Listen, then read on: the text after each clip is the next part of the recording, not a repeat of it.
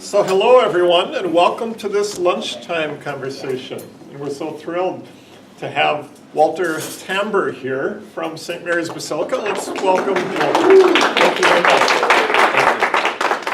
And Walter will be leading a rehearsal tomorrow with the chapel choir, and then we'll be doing a worship service at 11:30, our weekly service. This week we'll have music from, I can't remember where all, but it's Ghana and Japan and Ecuador and Pakistan. No, not Ecuador. Honduras. No. It'll come to me. Argentina, yes, that's right. So anyway, we're going to have an experience of a Lenten service on love and mercy with music from around the world. So we're so glad to have Vietnam. That's right, Vietnam is in there. So this is an opportunity for Walter to share a little bit of his life story, the work he does at the Basilica, how he thinks about using music of other cultures and how cultures can exchange with each other. And it's a conversation, so I would certainly welcome any of your comments and questions.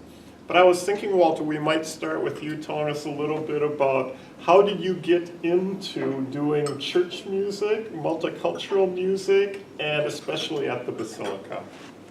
So, my parents are from the Philippines, and I grew up in California. We moved to California when I was 1. And when I was 5, I started piano lessons. But my parents weren't sure if this was going to be a good fit as an instrument for me, so they didn't have a piano. And I went down the street to my babysitter's house and practiced on her family piano. And then maybe a year later, my parents said, okay, I think he's liking it, so they bought a piano. And so we had that piano through when I was in high school. And then we upgraded to a different piano. But so I've been doing piano all my whole life, and then as my main instrument. And then when it was time to go to college, I decided, or I thought that perhaps my parents didn't really want me to study music and do music as a career. So I actually studied architecture. I went to the University of Notre Dame and I did architecture degree in the normal 5-year program. And after I graduated, I did architecture and I continued to do music on the side. And then after a little while, the music on the side became more important than my regular architecture job, so I left that world of retail architecture and went back to school, and I did a piano degree at DePaul University in Chicago, where I was already working. And while the whole time that I was doing that, I had started singing. I never really sang. But one of my friends from college said, why don't you audition for the Messiah at the church where I'm singing at St. Clement in Chicago? He said, I think you'd get a good amount of that. It'd be a good experience for you. So I said, all right. So I did that, and after I had done my first Messiah, the music director said, would you like to study organ with me? I said, oh, all right. He had heard me play piano before, so I started studying organ with him. And so that brought a whole new level of learning to me. Even though they're related instruments, piano and organ, they're really so different. And so my knowledge of church music grew, because prior to that my experience had been mostly piano repertoire and other choral things, as well as musical theater. So after I finished my piano degree at DePaul, I continued doing my church job and all kinds of different things that a freelance pianist does. So I played with the Chicago Children's Choir and did a lot of music theater things. So I had all these little pockets of people that I worked with in all different genres. And so the experience that I had was quite diverse. And so I loved having all these different types of music as influences on my whole picture of what music is. And then at one point, I think it was maybe 2 years after I had finished, the music director said, there's a job that you'd be perfect for. I'd lose you as my assistant and you'd have to move, but I think it would be a good career move for you. And so he said, it's in Minnesota. And I had only been to Minneapolis once to visit some friends who had moved from Chicago to Minneapolis. So that was in the fall that I visited them in September. I thought, oh, it's so beautiful. So I said, all right, well, I'll check it out. So I applied, and some of you may know, or you might have as one of your teachers, Johan von Paris. And so Johan came to Chicago to interview me there, and then he said, I think we'd like you to come and meet other members of our team, and we'll interview you in Minneapolis. And so obviously that went very well. That was in 2004, and I've been at the Basilica since. So the idea of world music was something that I learned actually on the job. When the Basilica hired me, it was a new position they hadn't had before. They have a rich tradition of traditional church music and expanding through contemporary music, but more in that higher church sort of style. And when they hired me, they had two liturgies that were led by piano. And they thought, we really want to bring the level of our contemporary music to the level of our more traditional church music. And so we want to have someone to come to do that full time. But as we move in this direction, we also want to see how we can make the music of the world church more integral with what we do with our local church. And so part of what I learned to do while I was through my whole time was exploring and bringing these elements of world church to local church. So I really learned a lot on the job, doing a lot of research on my own, as well as making relationships with musicians from other countries and learning that way. And I'd say that's probably one of the biggest influences on how I view bringing things to our own local community is through relationships with other people. And every community that you're in is going to have a different set of subgroups of cultures and the music that they bring, as well as their traditions and their worship. So some of what I do is actually not even Christian. So the relationships you build with people from other countries, I think, are important influences on getting a window on how other people worship, whether it would be Muslim or other Christian denominations, as well as our Jewish brothers and sisters. So Muslims and Lutherans. And so we have everything there. So the first time I actually heard Muslim chant in the Basilica was on Thanksgiving. The downtown congregations in Minneapolis always have an interfaith Thanksgiving every year, and it rotates between the different houses of worship. And so the first year that the Basilica hosted it, we had an imam come and do a chant in the pulpit, as well as some scripture reading from Quran, and it was just magical. The first time you hear Gregorian chant well done in a space that has the acoustic that lets it just live was the same sort of sensation of this washing over of sound that this one imam did with his chant. It was so, so beautiful. And I still get a little bit tingly thinking about that sound. The ornamentation and just the whole color of it is so different from what we're used to hearing. And so the ideas of how other people worship and how what we do can be influenced by what they find as sacred and what they find as beautiful, I think is really important into how we bring that into what we do in our own communities. So, Walter, tell us about the work you do at the Basilica. I believe you are responsible for the music at 3 of the masses. What's that's the correct. mix of music like? We have 6 liturgies at the Basilica every weekend. 3 are more traditional organ-led, and 3 are more contemporary piano-led. So I'm responsible for the music at all our contemporary piano-led liturgies. While there are 3 that are contemporary, they all have their own sort of ethos, even within our traditional liturgies as well. So the Saturday anticipated Mass is just organ and cantor, with oftentimes a visiting choir. So Christopher Stroh, our organist, manages our Missa Choralis series, and different choirs from around locally and from around across the country that might be doing a tour will often request to sing in our beautiful space that a lot of people don't have that great acoustic to do some of the music they work on. And so for those singers or those students, depending what age they are, it's a really exciting moment for them to hear the music that they've worked on come alive in a new place. As well as for our normal congregation that likes that Mass to hear different ensembles come. It's great. Then our 7:30 a.m. liturgy is always just choir, cantor and organ. Our 9:30 a.m. is our cathedral choir is on, and that's about a 90-voice choir, and their repertoire is quite enormous.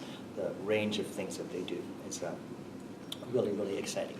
Then 11:30 is the first contemporary liturgy of the day, and that's one that I lead, and my contemporary and world music ensemble Mundus sings for that one.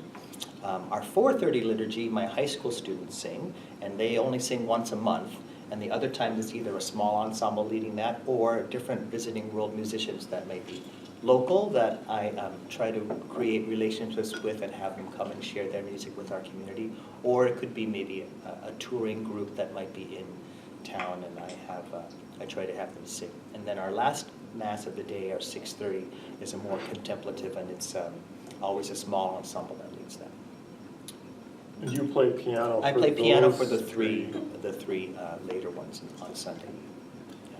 What is the music like at the 11:30, for example, with Mundus? You're doing music from, contemporary hymnals from OCP or GIA, or are you drawing stuff from other resources, Catholic and Protestant? We do. It's quite a big range of things that happen. So our liturgy music planning team consists of our director of liturgy, who's Johann von Paris, the director of music, Terry Larson, our organist, Christopher Stroh, and me. So when the four of us plan a season, it's always with one unifying Mass setting across all our liturgies, so that any person that comes to our Masses has one experience of a piece of music that they always know. We always do at least one hymn that's unifying either the opening or the closing hymn. That's always the same for all the Masses. And then the pieces in the middle, as well, also our communion procession is always the same across the liturgies. Then the other things that are in there, the music at the preparation of gifts of the altar and offertory, as well as the responsorial psalm, are a little more specific to the ethos of that particular liturgy. So that's the time that I can infuse a little bit more of the world music things. So we might have a bilingual psalm, Spanish, English, and the pieces that the choir will sing can certainly be all Spanish, or it could be Vietnamese, Filipino, African music. The places that we have the congregation push the edge a little bit are maybe on our communion processional time, and have them try to engage in a different language. Sometimes that's there, or I might sometimes do it in our recessional closing. So Mundus sings music, as some of you will get to experience tomorrow, in various languages as well as English, and but usually they are, I would say 95% are Christian-based texts. So occasionally I'll wander off a little bit, but it's always integral or a sacred text for sure. And who are the members in Mundus? Are these parishioners? Are they ethnically diverse? Have people come to the Basilica because of Mundus, or who are the people? I'd say the choir is not super diverse in its look, but in terms of the makeup of the people and their histories, that's quite diverse.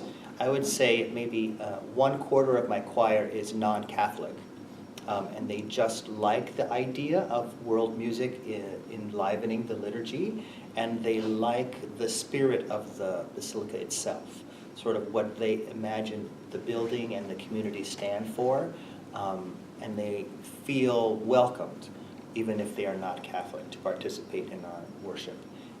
And they like getting to do the music, as well as the lighter time demands. So the cathedral choir sings every single Sunday from September through Pentecost, and Mundus, my ensemble, sings only twice a month.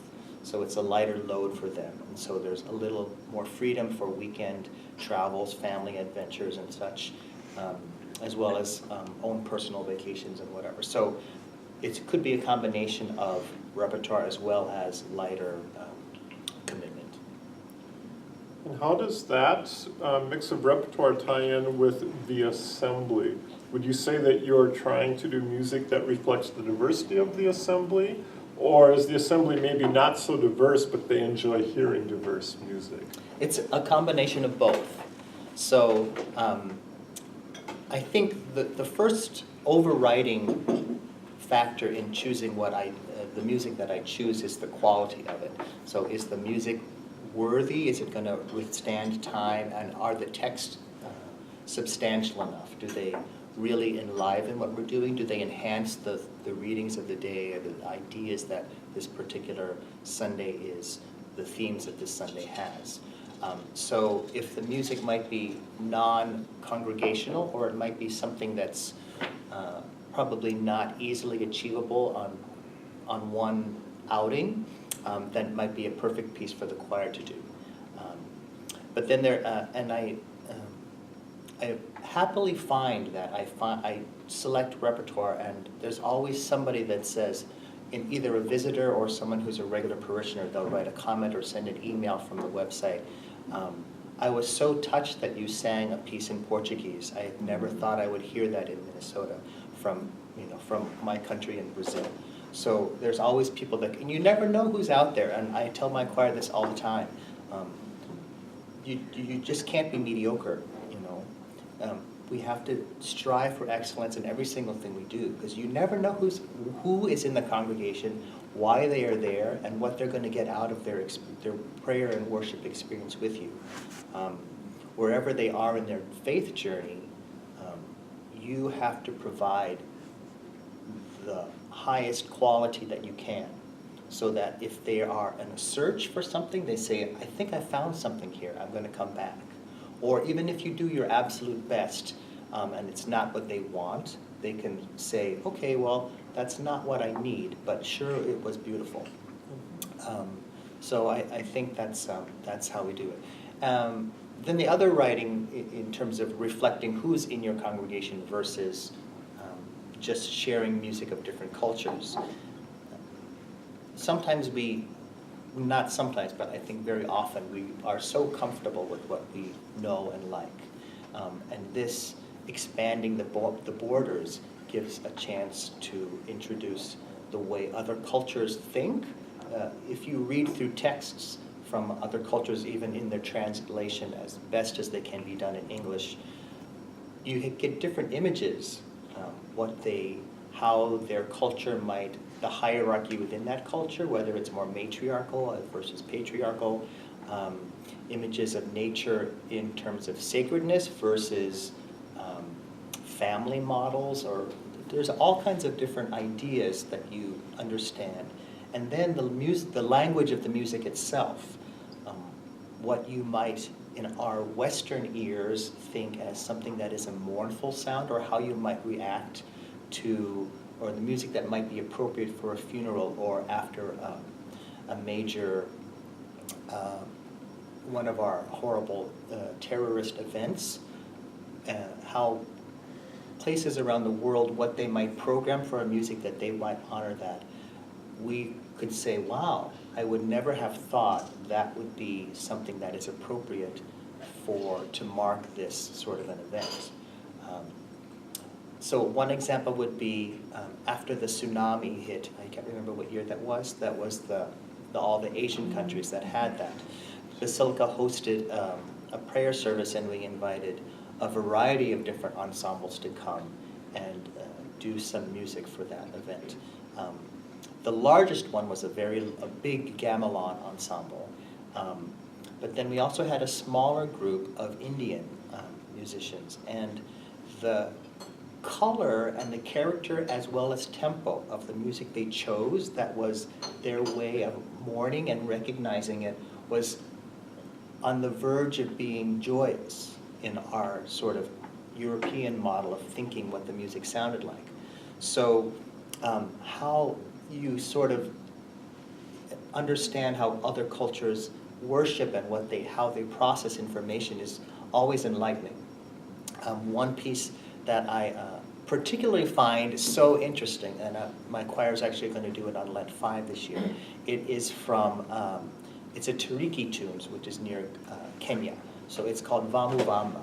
And it's, through our sins we crucified the Lord is what this sort of text is. But the pulse and the rhythm is so joyous and buoyant. It seems counter to what the text is describing. But those are one of the things that I find super interesting and exciting about exploring music of other cultures. Mm-hmm. I'd like to open it up for any questions you folks have. I have a whole list we can go into, but I'm curious what things you would like to talk about. In our liturgical song course and in the seminar, we've been talking about the complexities of cross-cultural exchange. So I'm wondering if those students or anyone else here are wondering about anything about how Walter thinks about multicultural music and worship. I have 2 quick questions. Yes. Have you traveled worldwide to find things or to hear things? And do you have any special story you can tell us about that? And then just a practical question, you say is it Mundus? Mundus, yes. Sing twice a month. Yes. How did you figure out that was what they could sustain? You know, how does one do that as you are starting in a new job and creating new choirs? How do you figure out what your people can sustain? Just a curiosity. Okay, Yeah. so your first question about travel. Uh-huh. I really, really enjoy traveling. So part of what I get to love, the joy of part of the travel is experiencing what that culture has. So in terms of food and music, that's always one of the first things that I want to see when I go. And as many food travelers always say, look at the market, because that's where you find the most native and colorful insight into what that culture is like. And as markets sort of reflect the people that shop at that particular place, you also, variety of things also happen there. If they're more like our farmers markets, where sometimes there's music there, you get to see these other depending on what kind of market it is, if they're more busking or if they're actually more skilled or if they're totally just having a good time providing music for their community. But it always gives you a little insight to if they sell CDs, that's always a great time for me to hear what, in a more controlled setting, what their music might be like. And so I try to pick those things up. Or other more formal concerts that might fit into the schedule. And so that's really, really fun for me to do. And I always look for percussion instruments when I travel. I think that's a super fun thing to have. Although as our world gets bigger and our marketplace expands, you can easily find some of these things online. So that kind of joy of saying, look what I got. You still get that because you actually bought it yourself in the actual place where it's made, but to see your neighbor say, I got it online, but there's still a lot of fun in actually just seeing how it works. So I remember when I went to Brazil, I saw this man playing a berimbau, and I had never seen it in my whole life. And if you're not familiar with it, it looks like a band saw. So there's a cord that goes this way, and then a wood shape like this. So it's like a letter D. And you hold the berimbau part here, and you have a stick and a basket shaker in your other hand. And the shaker provides the pulse, and then you move the stick and hit, and depending how fast or how you slow, you get another rhythm on it. And the pitch can be sort of, if you tighten or loosen the actual string on the berimbau, you get a sort of different sound. But it has that bong, bong, bong, but then you get the ch-ch-ch-ch of your basket shaker. So it's a really fun thing. And this was, when I went, it was just near the beginning of video on your cell phone, and so I didn't really know how to do it. So I'm really sad that I didn't record him doing it, but then lately I've looked and there are some videos on YouTube that show how you actually play a berimbau.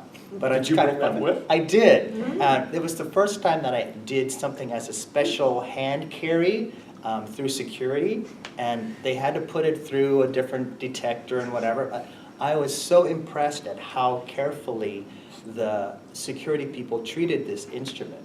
I mean, it's not horribly expensive, and it looked like it could be a dangerous thing, you know, because it has this metal and then it's a wood thing.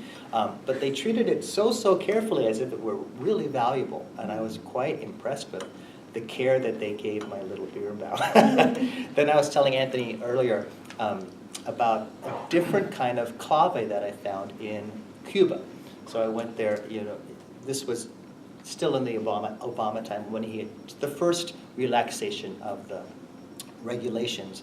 But we still went, you still have to go through an organization that's doing humanitarian people-to-people sort of service. And so we chose to go through National Geographic. But they really try to provide you as much insight into the music and dance culture of Cuba as possible. And I had seen one choral group, an a cappella group, and before they came out, I saw some percussion instruments on top of the piano. I thought, I wonder what those are. And one looked like an enlarged chopstick rest. You know, it was dug out this way, and it was flat on the sides. And then there was a round dowel that looked like a regular clave. I figured, oh, it must be some kind of a special clave, and I wonder how you play it. Well, the kind of wood it is, and having that notch cut out, made a natural resonator that's in your palm. And that is actually the Cuban clave, as opposed to the kind we see more often, the two wooden dowels that have that more high clink sound. This Cuban clave has a more wooden, almost like a bamboo sound. I actually brought it, and we might use it tomorrow. But depending on the room you're in and where you use it, it could have a better effect than a more traditional clave. And at the Basilica, with its 9-second reverb time, I find that wooden, the Cuban clave actually sounds much better in our room than the high-pitched other claves. So that's one of my fun things when I go traveling, is to look for those percussion things. And then in terms of how we came up with the schedule for Mundus, in the beginning it was just a factor of, because it was brand new and we had no repertoire, how many weeks it would take for us to be ready to do something for a mass. So the first reason was very practical in terms of just being able to do enough music in an amount of time. And then as we kind of went through, I would really love it for them to only have 1 week off. But when you get in a pattern and people start to have their lives, they say, well, I can't do that. And it became a balance of when can we have a good ensemble versus wanting to have that quality of music all the time and not working with people's own personal lives. So those of you that might go on to do work in a parish, there's a fine balance you have to do with respecting your volunteers and honoring what their lives are like versus what you would like them to do for your community. So it's an interesting balance. But despite all the love they have and as much as they want to give, they need to take care of themselves and their families as well. So that's how we came up with that every other week sort of model. I was wondering if you could say kind of more about, like, given the range of music that your ensemble does, like, how do you figure out, like, what instruments do we need to have, what are the nice to haves, what are kind of, so that you represent and kind of and respect those cultural sounds across the repertoire? Mm-hmm. Sometimes the music is really very clearly saying what it requires. Mm-hmm. And so there's not too much decision you have to make there. Mm-hmm. And then other times it's guided by your budget. Mm-hmm. So it's just real life things, you know. Can I hire somebody who knows how to play tabla? You know? Or what skills do my members already have? Do I have somebody that can do a more complex polyrhythm? Or from the ensemble. Can they sing and do this and play at the same time? That's another challenge. Or where do I get the people? So I do have a very, amazingly enough, very near the beginning of my start at the Basilica, I received an email from a percussionist. He said, I understand you're new and I've played at various services and my specialty is world percussion. So how much more fortuitous could it have been? So I met him and he really is quite good and very knowledgeable in all different drummings. He had a couple of Jerome Foundation scholarships to study with different musicians across the country with different types of drumming. So the knowledge, he could say, and I say, well, what would this Haitian pattern be? Oh, it's this. And he can just say with it, and he knows the name of that pattern, and he knows the instrumentation, and all this kind of stuff. It's really quite remarkable. And so we, over the years, have a great relationship. And he can help guide me. He's like, you don't really need me for this one. Why don't you just do this? So it's, again, those relationships are what's really important. We'll do a Vietnamese piece tomorrow. And before the first time that we did it, I met with the woman who leads the Vietnamese choir at the Vietnamese church in North Minneapolis. And what was most inspirational about that was, or most informative as well, is the ornamentation of what's not on the page. The sliding between notes, and in a lot of folk music, it's really, that's how they color it. Asia and Eastern, Middle Eastern areas. The ornamentation is not on the page. And so all this sort of things come from meeting with people that know how it works. And so those relationships are really important. I don't think there's anything wrong with honestly trying to do what is on the page. And if you don't have the opportunity to make the relationship with somebody that can give you more first-hand information, I think if you try to do research and make it the best that you understand it to be, I think that is incredibly valid as well. So I don't shy away from doing things that I don't know just because I don't know. There are so many resources that you can find some information about and say, oh, well, this is really what gives it the color. So if you do something Argentinian, say, oh, I don't have bandoneon, and can I possibly do this? Well, will it work with just accordion, or will it work with just piano? Will it still capture the essence of what it is? So those are guidelines that I use.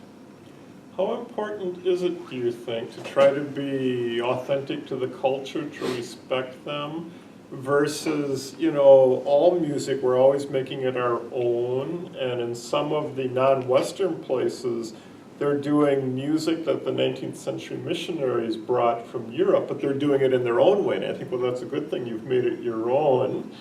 But that's a little bit different when it goes the other way, because we're a colonial power, versus we want to be open to other cultures. So do you think it's okay for us to do music and it ends up kind of sounding like, Stearns County because that's who we are? Mm-hmm. Or is that somehow disrespectful of, people that are from Africa or Asia or Latin America? I think it depends on the intention that's executed.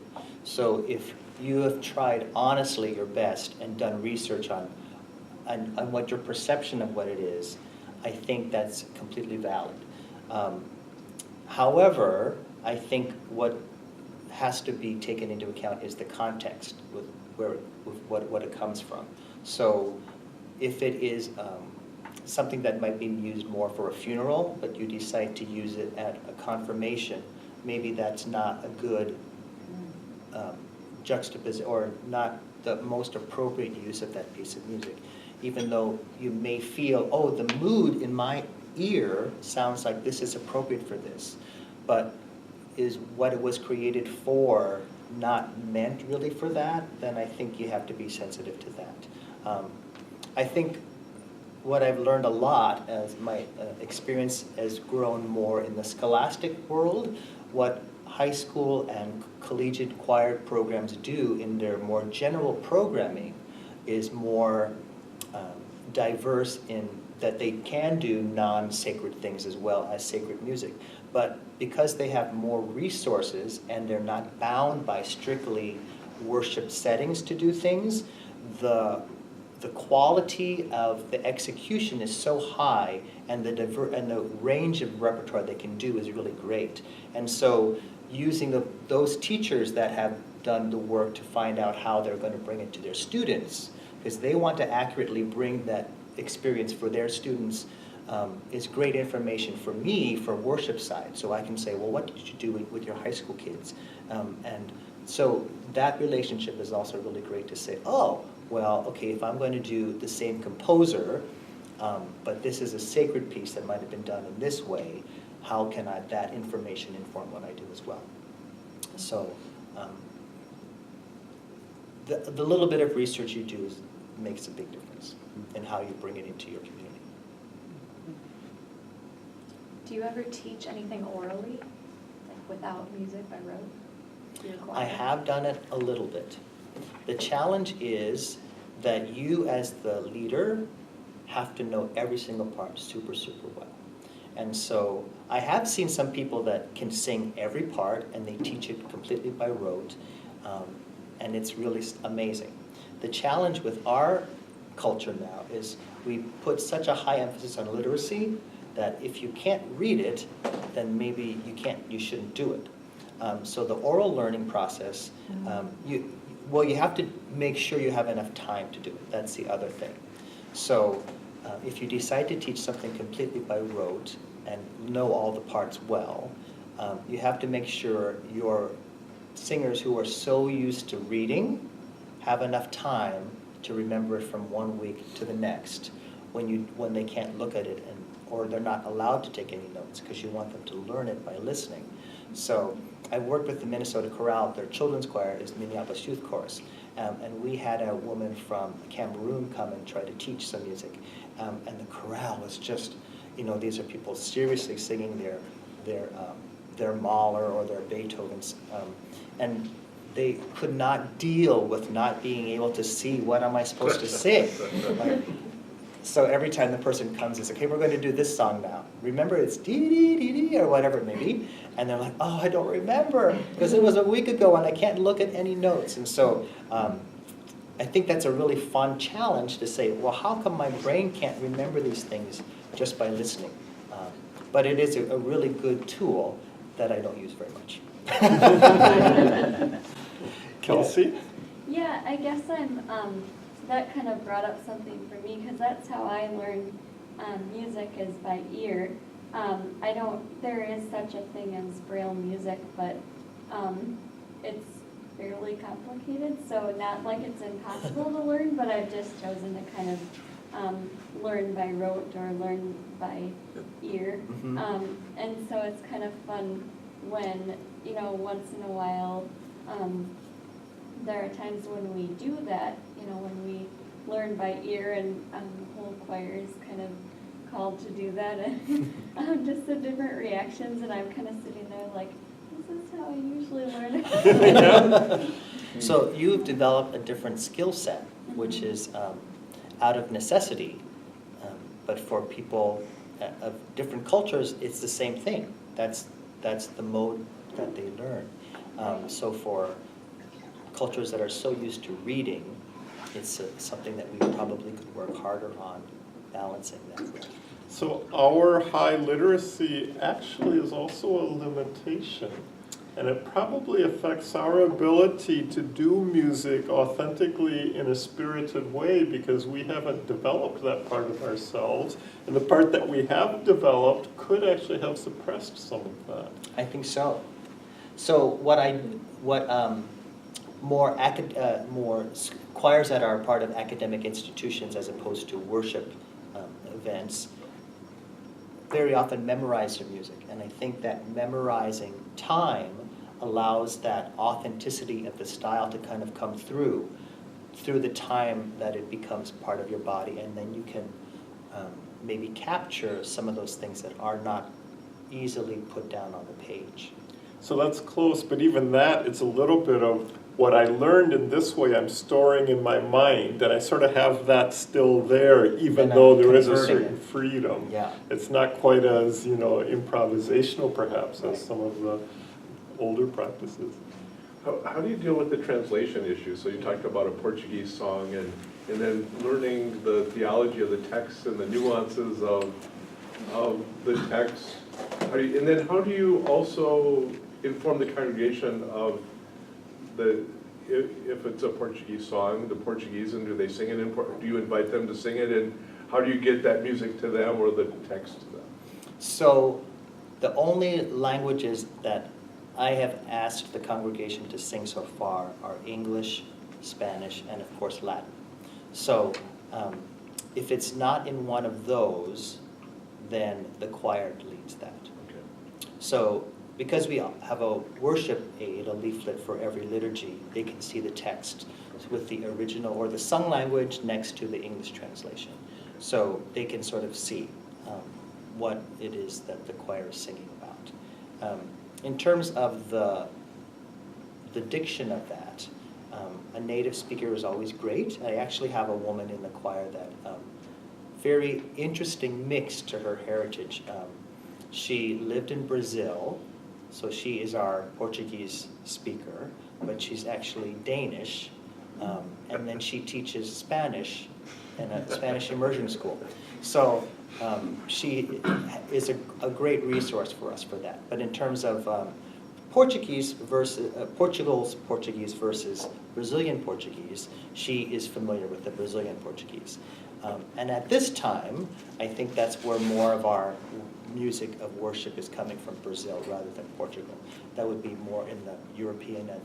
There's not a whole lot of Portuguese music from Portugal for sacred music. They have their fado, which is a whole other thing. Do you always put the translation in the We always put the translation. I think that's really essential.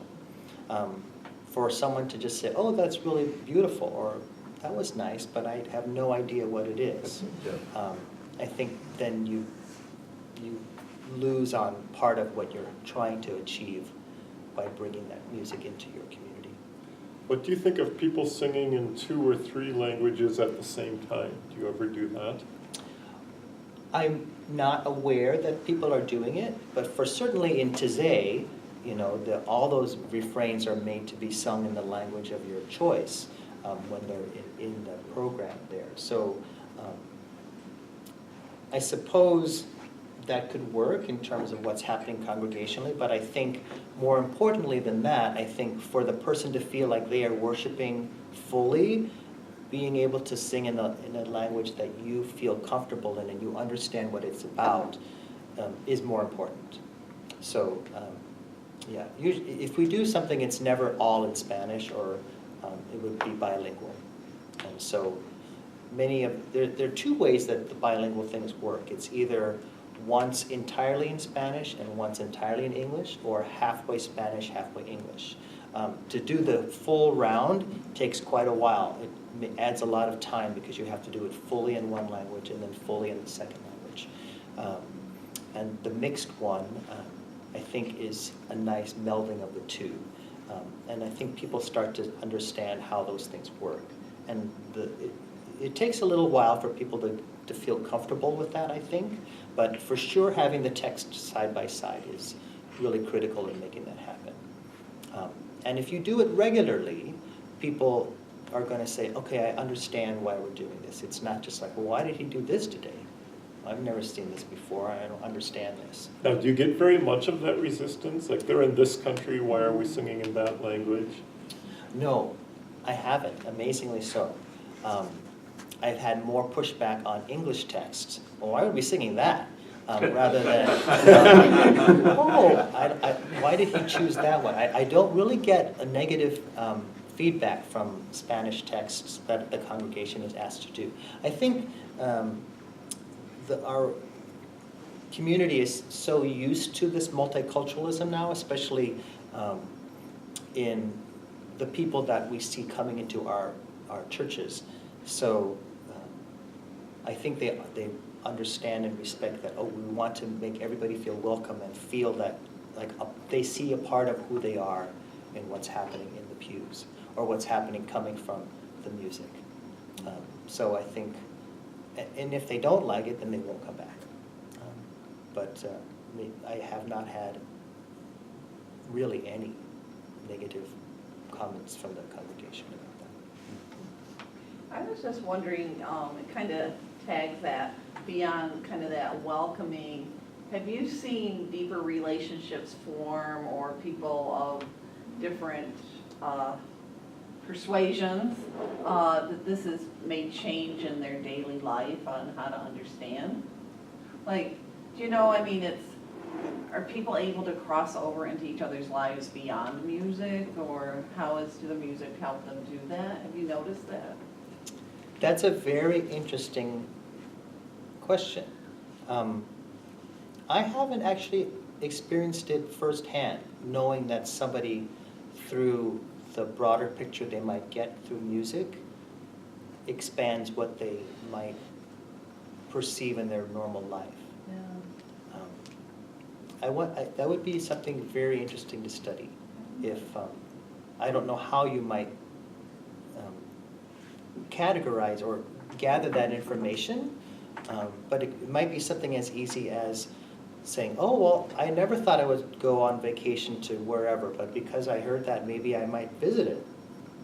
You know, it could be something as obscure as that, or maybe deciding to try that country's cuisine at a restaurant or something. It would be interesting, like a mystagogical experience after something like that, to see what people are thinking more deeply about, you know, the transformation that they feel because of it. Mm-hmm. It seems like such a rich source of conversion. And I would think it would form your whole sense of what the church is and what the Catholic Church is, even if these are people who probably aren't using words like ecclesiology like we do here. You would just have a direct sense that, you know, the church is in all of these places that I certainly would not have grown up with, you know, in southern Minnesota. I think it's very interesting. Yeah.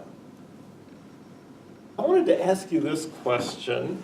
What would you say to us, or, you know, to me, by way of encouragement, when I don't feel ready to do world music? All my training here was in pipe organ and choral and Latin chant and organ-based hymnody.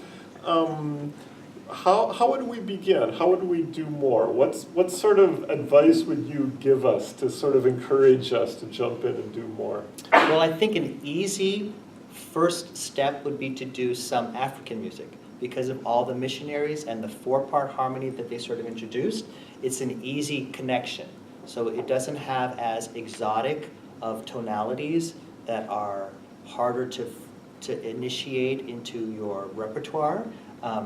And a lot of publishers now are creating rhythm patterns and suggestions for people who might be going into this music for the first time. So Choristers Guild does a really great job of actually writing out the percussion parts, and they suggest instruments that could do each of those lines of rhythm. Sometimes they're very vanilla, but at least it gives you an introduction to what it could be like. I think they're more effective in writing the African rhythms than they are the Latin rhythms. I think because the audience is kind of mixed on who the intended user of this music is, if it's going to be children's choirs or if it's going to be adults or where it might be being used. The skill level of who might be doing the execution of the percussion is going to be quite varied. So they have to appeal to a wide range of people. Of course, if you're really brand new and you just are a little bit apprehensive about trying it, they give you many, many tools to be successful your first time out. Then they're on the other side, with the more authentic side, is Earth Songs. I think probably a lot of you may know that publisher out of Oregon. They have, as well as recordings of authentic execution of the music. They put as much information on their music as they can to give you an idea. And it's a little bit more authentic to the rhythms that would be there. They are more complicated, but they are a little bit more authentic and interesting as well.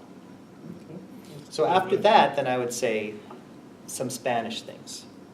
And you could opt for some more slower ballad things that don't have the super fast rhythms that might be scary. And maybe starting off with not too much syncopation. So that would be a great introduction, because I think people know from Latin how to do the Spanish pronunciation. The hardest part are the elisions, when you have the multiple vowels to kind of squeeze into half a beat. And that's where people get scared. But I've learned from having native speakers of different languages come and first to do it as just a spoken, how you would do it, and then as a sung way you would do that text. By the time you get to the singing, they're like, well, you know, when you sing, it gets all blended together anyway, so it's not as critical. So it's very, very interesting. Something tonal like Vietnamese, the way the notes go often are based on the way the inflection of the word goes. So the word for God, I think, is chua, chua, and it goes down. So very often the music will be notated that way, so that it automatically does that. So you don't have to worry so much in your singing about making that phrase, the inflection go a certain way, because the composer has purposely set it that it naturally works. If it's a quality piece, you know, if it's done well. But those sorts of elision things are what's a little scary for some people to do. That's very helpful, because I would actually find African less threatening for me, and then I think Hispanic would be next. Asian I'm more afraid of, because I want to do justice to it. I just don't know as much about that culture. Yeah. Well, it's within the whole Asian cultures, there are so many subsets of it. And I did bring a hymnal. Some of you may already know the Sound the Bamboo that GIA publishes. There is a companion book to that is completely scholastic, that explains each culture and each piece of music in there, and it gives a lot of background. I brought that, and you can look at that tomorrow. But that is a really great companion to what the actual printed hymns and other music are there, to get a little bit more background. I think that's edited by Ito Lo, and he actually put together a DVD. I should have brought that as well, but it is, he talks about his experiences in compiling and understanding the different Asian cultures in their Christian music and how they sort of came to be. It's very, very interesting. One of the things that I remember that I use to express this kind of world idea of the cultures and how you interpret it into your own life. For these Asian cultures to learn about the bread of life, when they don't really eat bread, is a harder concept to kind of transition into. But when they sing about rice of life, in their imagination opens in a different way to understand this absolute sustenance of what we daily do, how this feeds our spirit in a different way to understand the image, is really an important moment to see, oh, I get it, and my life is, I can understand where that culture is now. Good. Well, thank you for this wonderful conversation. We always conclude with a prayer, so I'll lead us in a prayer that maybe brings together some of the graces we have received. Let us pray. Lord God, God of creativity and surprises and beauty and community, send your Spirit among us. Open our hearts, open our eyes, that we may see your wonders and delight in all of the treasures you have given the human family.